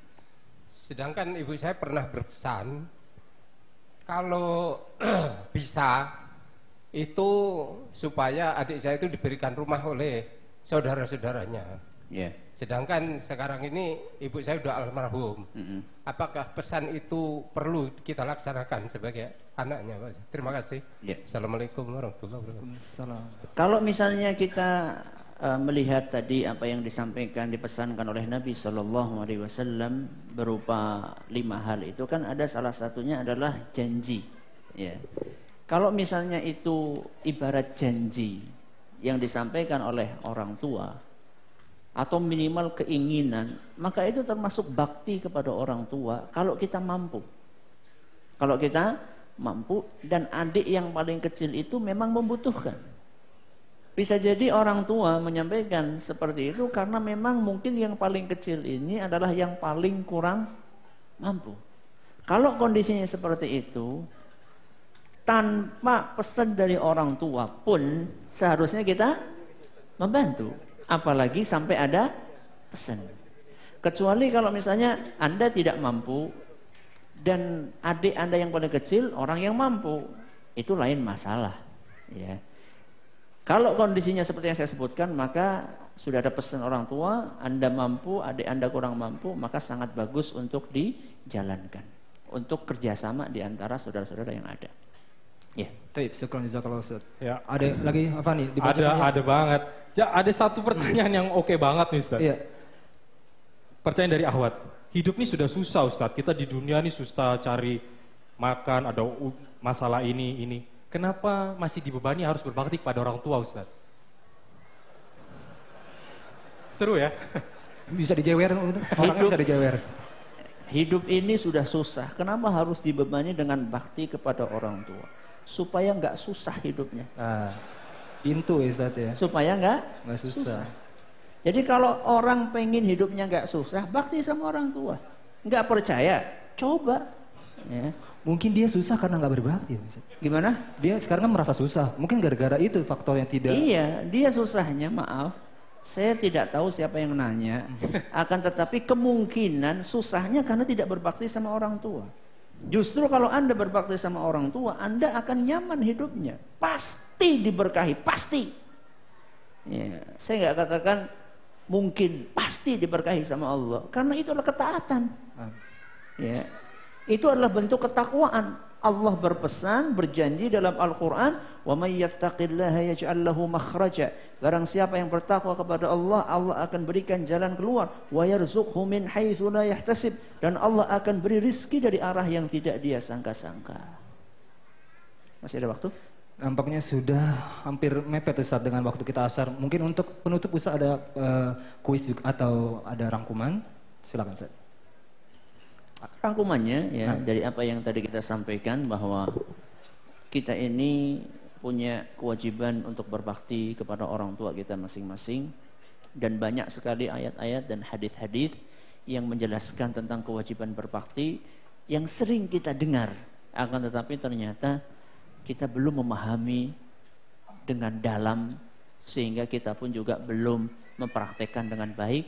Semoga dengan adanya kajian ini kita bisa terpacu untuk terus berbakti kepada orang tua kita, dan bukan berarti yang ngomong sudah maksimal. Jadi ketika saya menyampaikan ini, saya juga lagi ngeces, saya juga lagi berusaha untuk menasehati diri pribadi, dan semoga kita semuanya termasuk orang-orang yang bisa berbakti kepada orang tua kita, sehingga kita bisa meraih surga Allah Azza wa Jal. Wallahu ta'ala ala wa alam. Terima kasih atas perhatiannya, mohon maaf atas segala kurangnya. Kami serahkan kembali kepada saudara Reda. Baik. Terima kasih Ustaz, jazakallahu khairan wa barakallahu fikum. Terima kasih juga kepada teman-teman yang telah hadir ke majelis ini. Semoga diberkahi oleh Allah dan semoga dikumpulkan kita bersama orang tua kita di surga kelak insyaallah taala. Dan terima kasih kembali kepada Ustaz yang telah menyempatkan waktu datang ke majelis ini dan memberikan banyak faedah. Dan insyaallah majelis ini bulan depan akan berkunjung ke Bandung insyaallah taala. Jadi yang di Jakarta libur dulu, bulan depan kita insya Allah akan ke Bandung. Insya Allah akan kita berjumpa kembali di bulan Mei. Jazakumullahu khairan, barakallahu fikum. Wassalamualaikum warahmatullahi wabarakatuh. Waalaikumsalam warahmatullahi wabarakatuh.